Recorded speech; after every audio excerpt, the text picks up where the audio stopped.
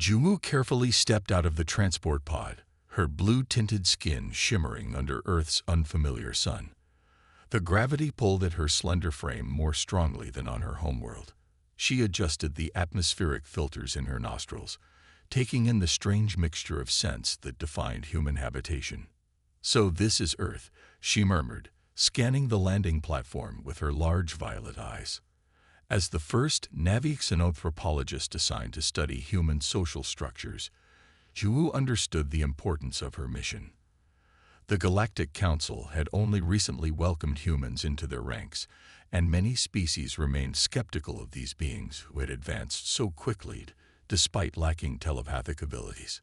A small group of humans approached from the main building. Zhu straightened her posture, recalling her training.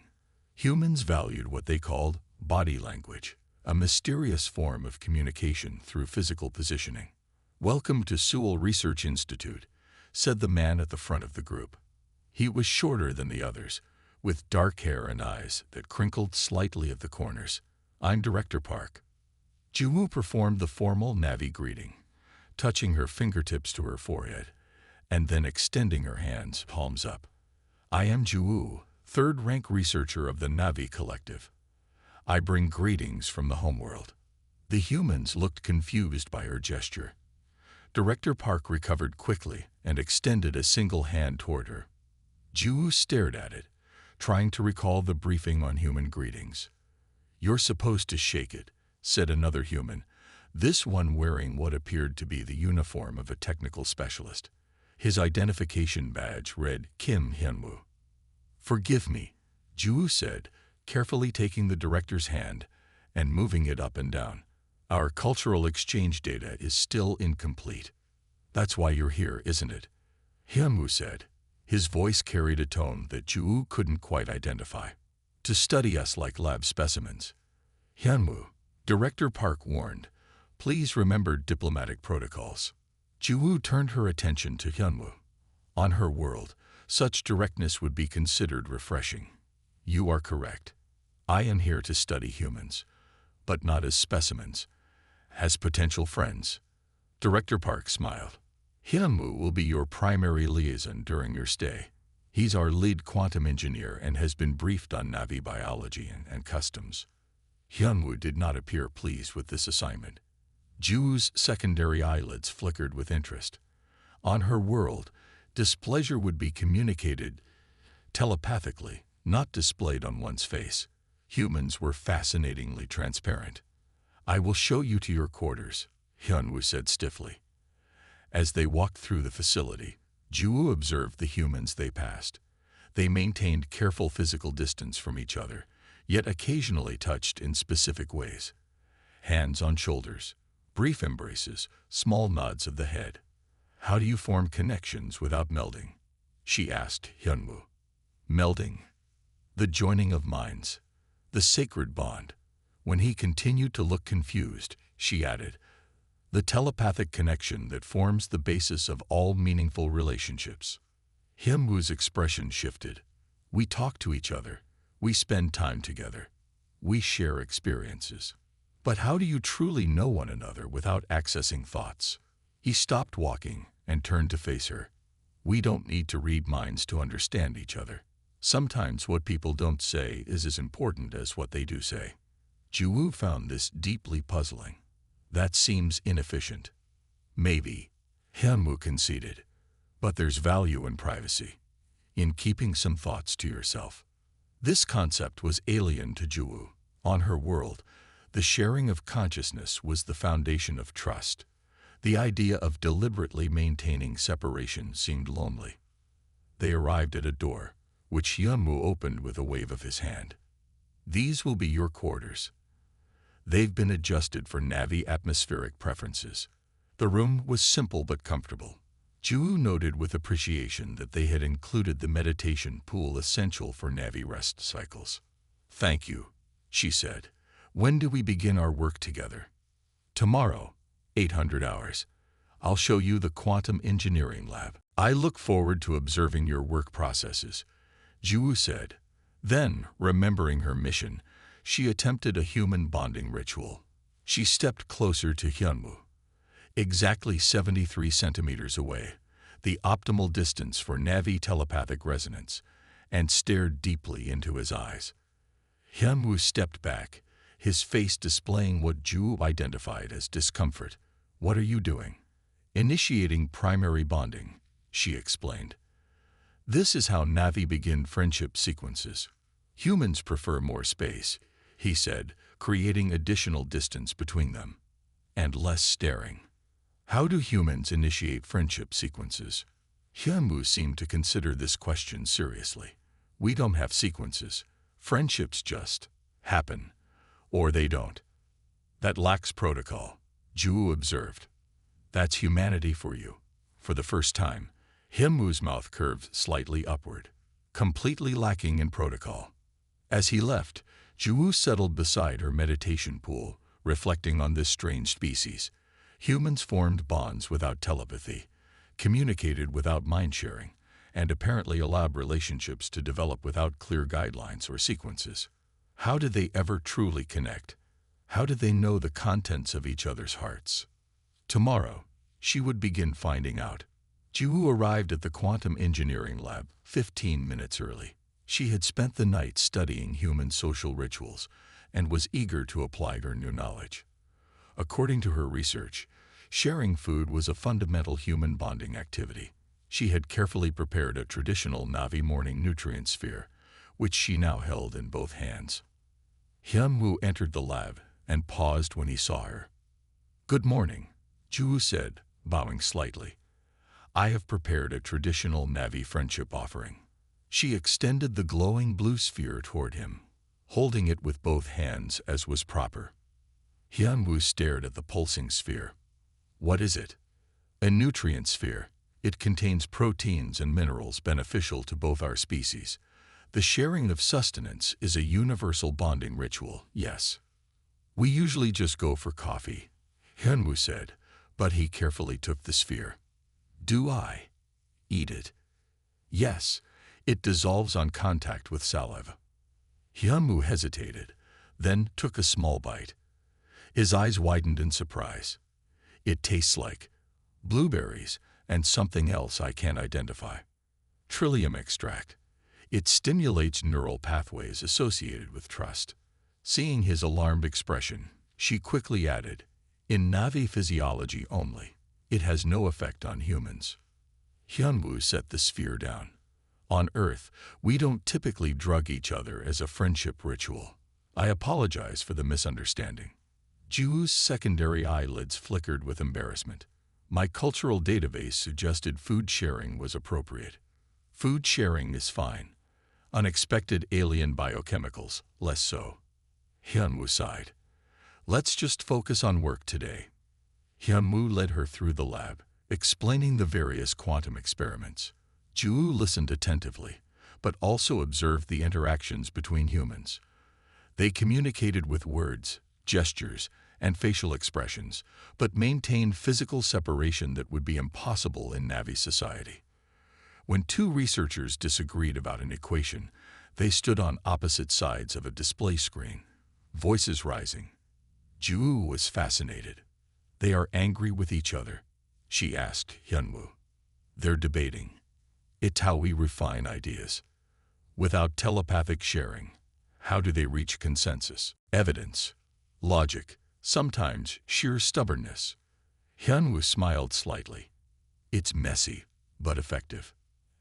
At midday, Ju attempted another bonding strategy.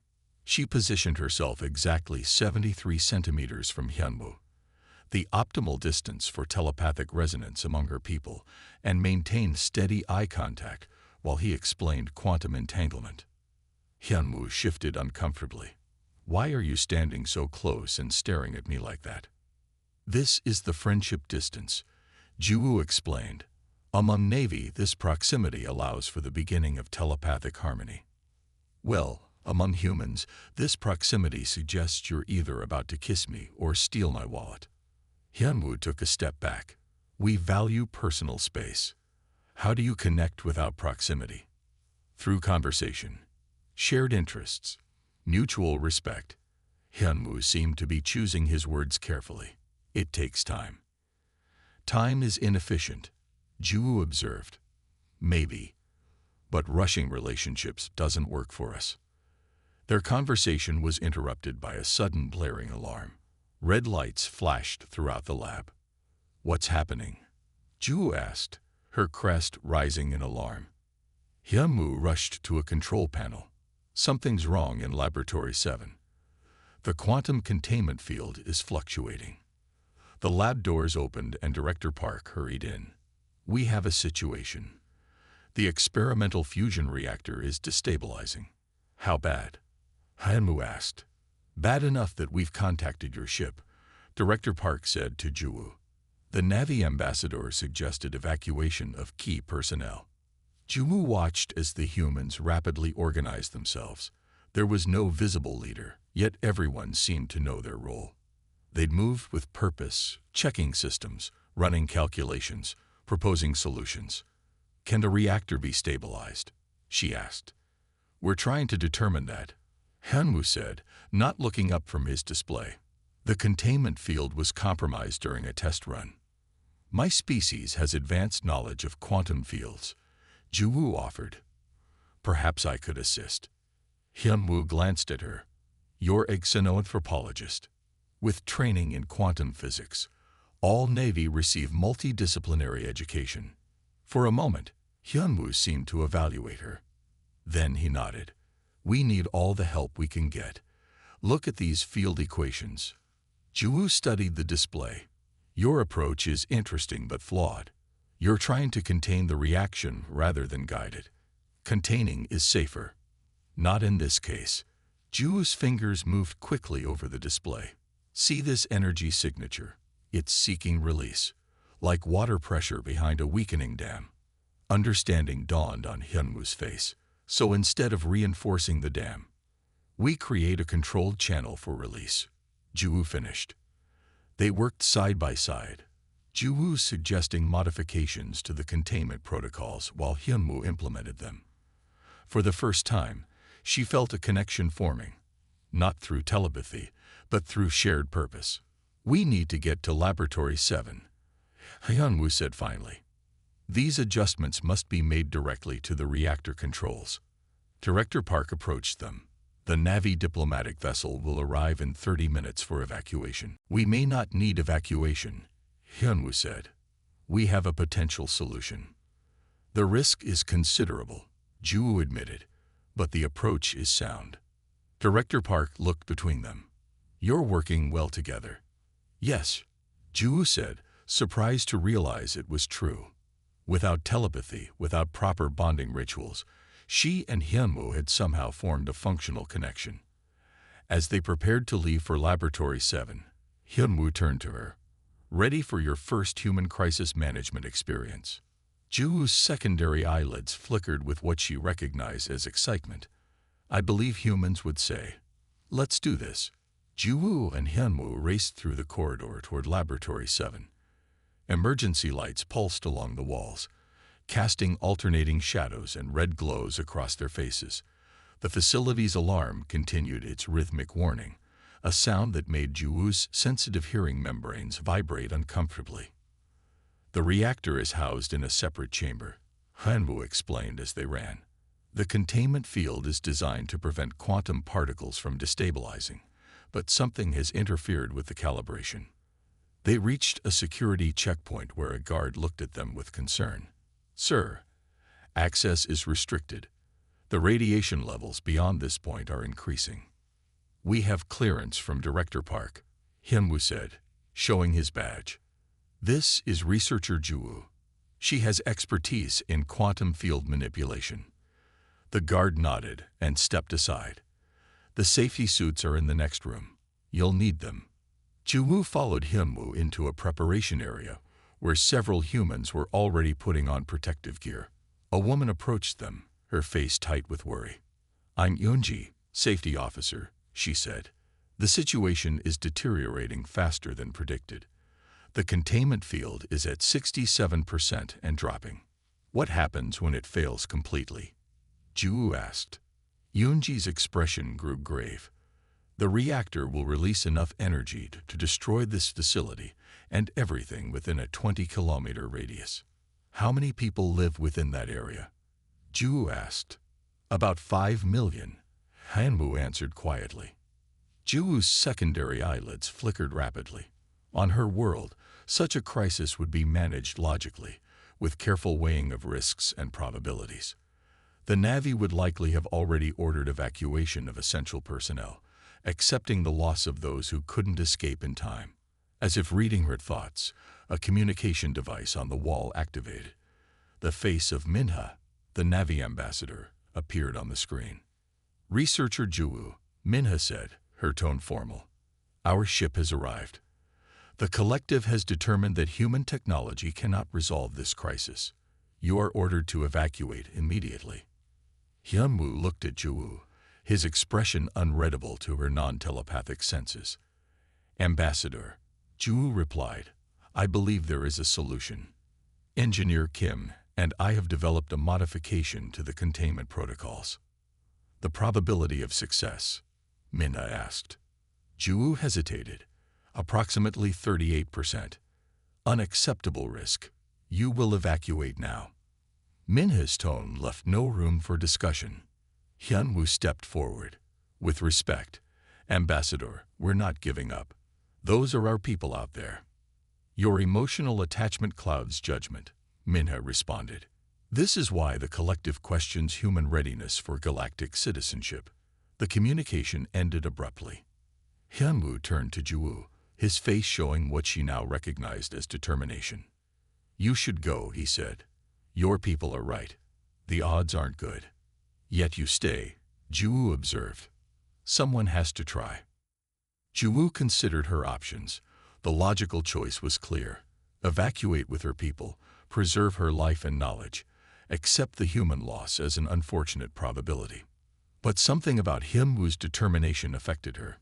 She thought of the humans she had observed in the short time she'd been on Earth, their inefficient but somehow beautiful ways of connecting, their strange determination in the face of poor odds.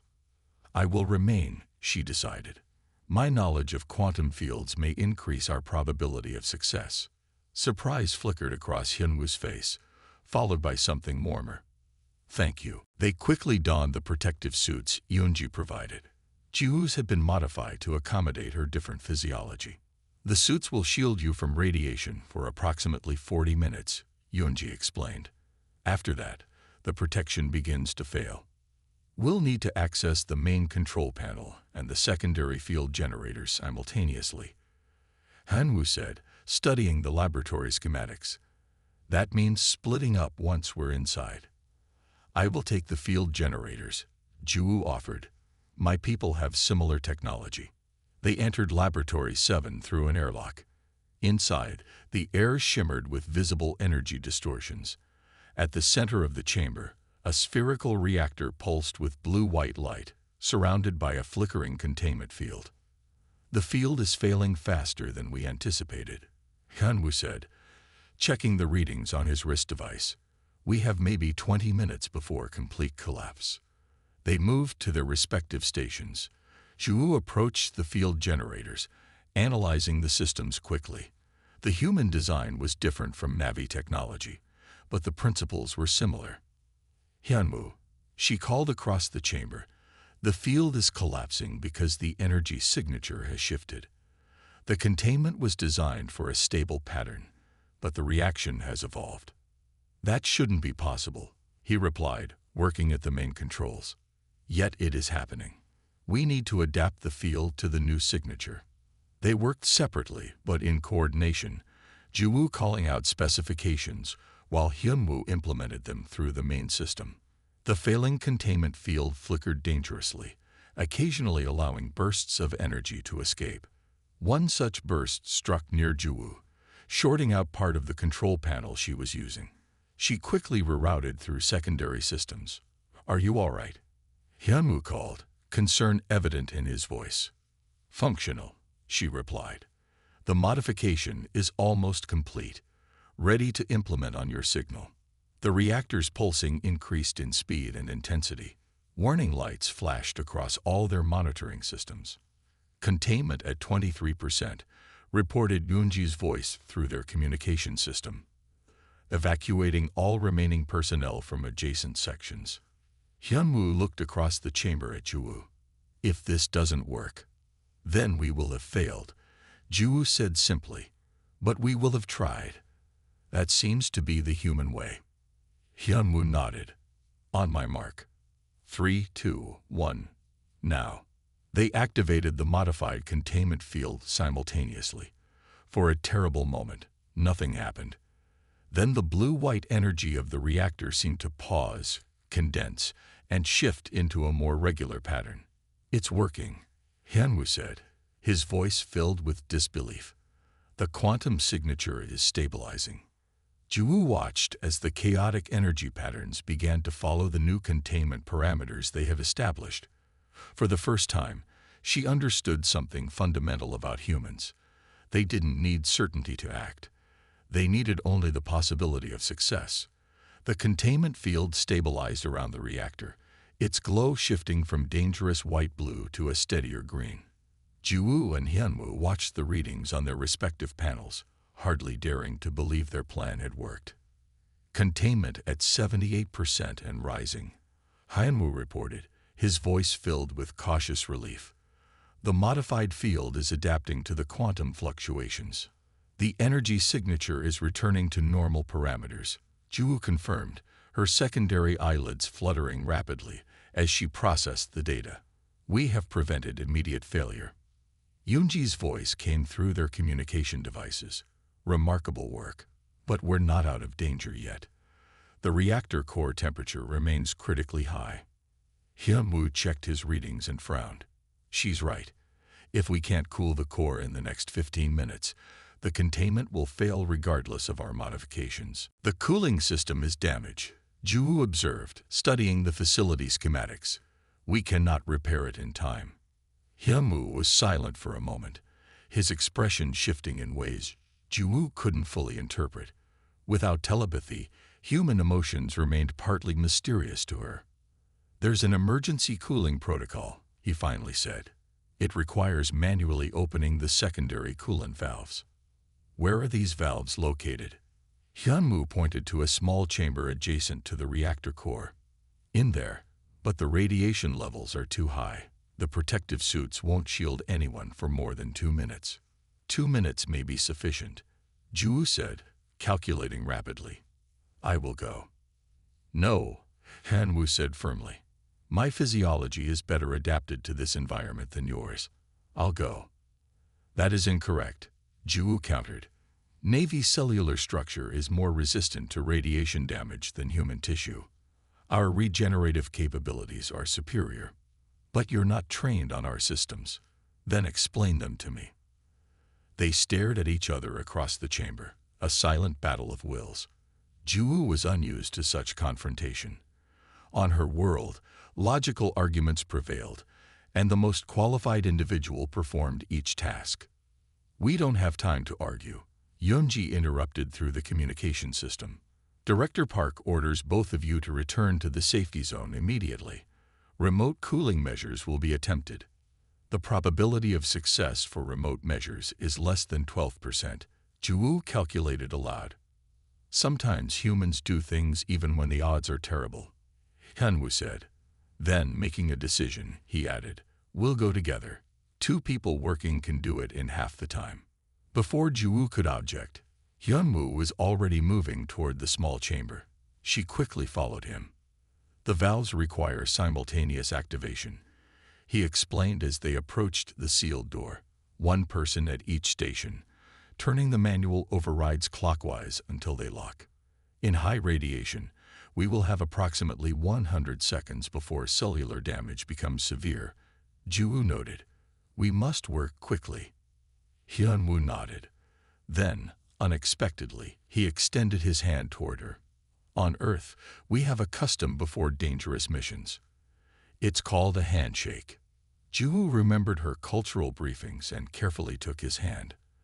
The warmth of the contact surprised her. Without telepathy, the touch conveyed nothing of his thoughts, yet somehow she felt a connection forming. It means I trust you, Hyunwoo explained. It means we're in this together.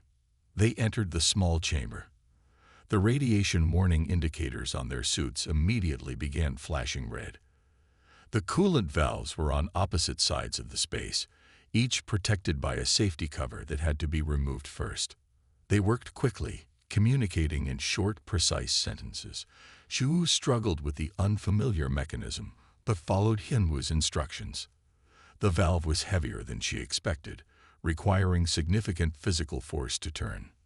90 seconds of safe exposure remaining, announced the automated system in their suits. Almost there, Hyunwoo called from across the chamber. On my count, we turned together. 3, 2, 1. They rotated the valves simultaneously. A loud hissing sound filled the chamber as the emergency coolant began flowing into the reactor core. 60 seconds of safe exposure remaining. We need to verify the flow rate, Hyunwoo said, moving to a monitoring panel. The coolant must reach specific parameters or the core won't stabilize. Jiwoo joined him at the panel. The readings were fluctuating wildly. The flow is insufficient, she observed. The inlet filters are partially blocked. 30 seconds of safe exposure remaining. We need to increase pressure manually, Hyunwoo said. He pointed to a series of controls. These regulators need to be adjusted. They worked side by side, adjusting the complex system as radiation continued to build around them. Jiwoo felt a strange burning sensation beginning in her outer dermis, the first sign of radiation damage. 15 seconds of safe exposure remaining. Please evacuate immediately. The coolant flow has reached minimum required levels, Jiwoo announced, checking the final readings. The core temperature is beginning to decrease. We need to get out now, Hyunwoo said, taking her arm.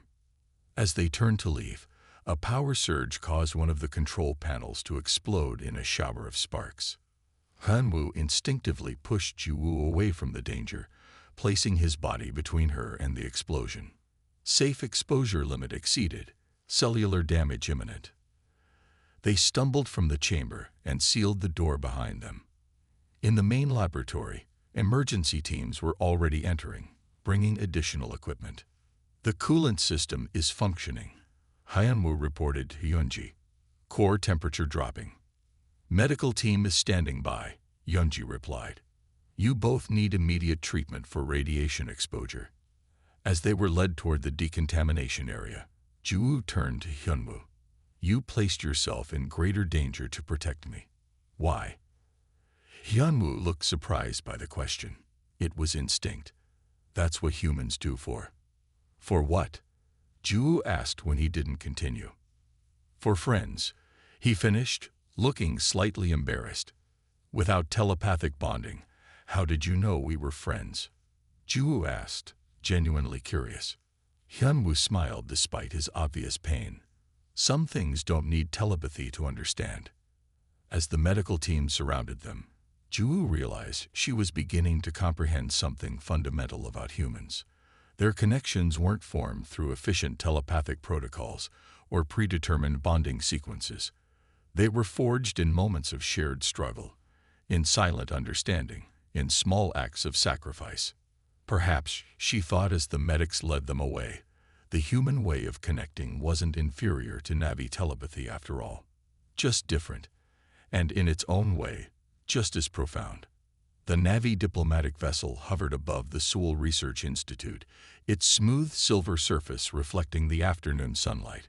Inside the main conference room, representatives from both species gathered to discuss the reactor crisis and its resolution.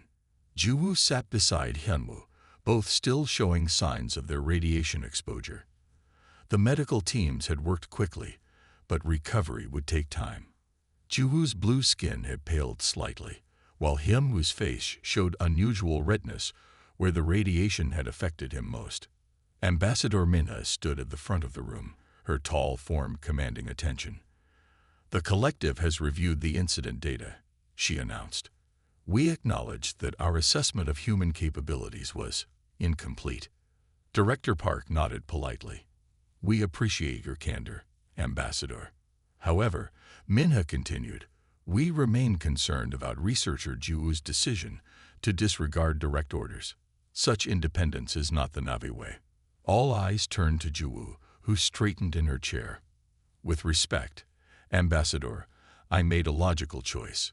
My knowledge of quantum fields increased the probability of success.